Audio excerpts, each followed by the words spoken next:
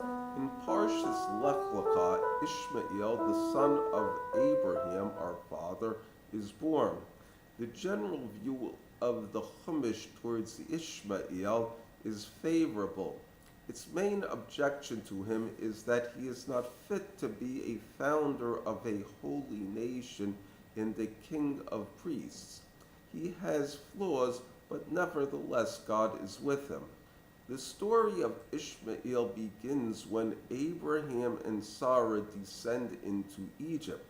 When Pharaoh seizes Sarah, thinking she is a single woman, God strikes him with all sorts of terrible plagues. Hagar, who is an Egyptian princess, sees all of these miracles done on their behalf and draws the conclusion it is better to be a servant in the house of Abraham than to be a princess in the house of Pharaoh. She is accepted, and even though they have hundreds of servants, Hagar is chosen to be Sarah's lady in waiting. After years of being barren, Sarah tells Abraham to take Hagar as a concubine, reasoning that a child born of this relationship would be a welcome addition to her household. Hagar needs to be coaxed into this arrangement but does accept. When she easily conceives, things take a bad turn because Hagar tries to replace Sarah as being Abraham's primary wife. Sarah, in response, becomes cruel to Hagar and humiliates her. When Hagar flees into the desert, she has an encounter with the angel of God. In spite of all of this, she is still viewed by God and herself as Sarah's servant. The Holy One, blessed be He, tells Hagar to return to Sarah and endure her pain.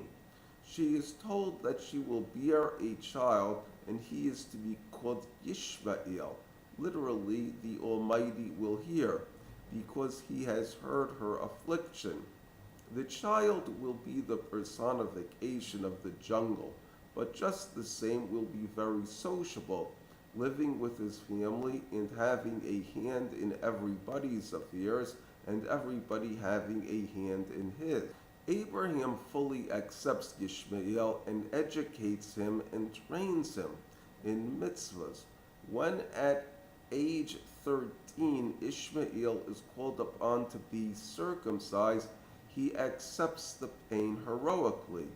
A year later, Sarah gives birth to Isaac. When she sees Ishmael laughing or playing, she insists that he and his mother be dismissed, explaining that he cannot be permitted to share in the sacred legacy of Abraham and Yitzchak, her son. The Chumash at this point becomes difficult. It says that Abraham sent them away with bread and water and that they wandered aimlessly in the desert. The commentaries remark that this is the son of Abraham, and it would be expected that he would be sent away with silver and gold. Another question is why they started wandering in the desert. They should have properly traveled to a safe place. Explanations are given, such as Ishmael departed onto a bad path, claimed that he was the senior heir to Abraham, and he shot an arrow at Yitzchak. At the point when Ishmael is about to die of thirst, he is judged by heaven to be a righteous man, and his mother's eyes are opened to an oasis. He survives, becomes skillful with a bow and arrow, and is successful in the wilderness. In all of this, God is with him. When Abraham perishes, the Chumash states that he was buried by Yitzchak and Ishmael, pointedly placing Yitzchak first. Rashi explains that from here we see that Ishmael repented, and the Ramban adds that the son of the servant honored the son of the mistress. After Sarah perishes, Yitzchak reunites Abraham with Hagar, who has been faithful to him all of these years. When Ishmael passes away, the Chumash uses the term perish by Yigva, which is typically reserved for the righteous. It comes out that Ishmael can be a difficult character who strays very far. Nevertheless, he is a legitimate son of Abraham and in the end turns out well. From this we learn how the Jewish people should relate to the children of Ishmael today. To begin with, we must recognize that the Arabs are a kindred people and fellow believers, therefore should be respected. In addition, we must be in touch with their feelings and beliefs. Many Arabs are wild and in need of education. One of the books they greatly revere is Maimonides' Guide for the Perplexed. This is because often the Arabs are perplexed. They do not need an argument that they should believe, because belief in God and in Scripture comes to them easily. Rather, they need an argument as to why their beliefs are correct.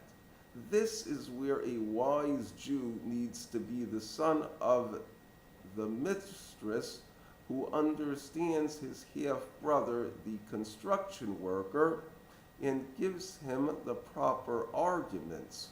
In a world where so many so-called educated people claim that Abraham, Isaac, and Ishmael are stories with no basis in fact, Talmidei Chachamim need to say, I believe that Abraham, Isaac, and Jacob are buried in Machpelah cave, and the account in the Chumash of Abraham buying it is true.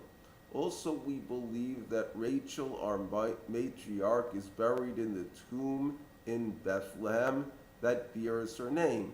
Likewise, Joseph is buried in Shechem, and the prophet Samuel is buried in Jerusalem.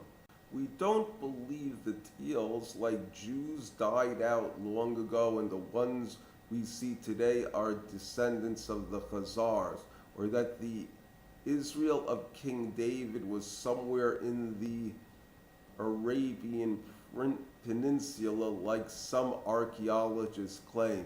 We don't believe the Bible is a forgery. We believe it is true and what it purports to be.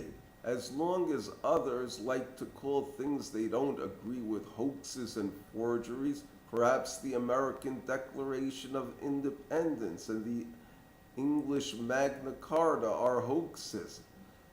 After all, nobody is around who saw them written.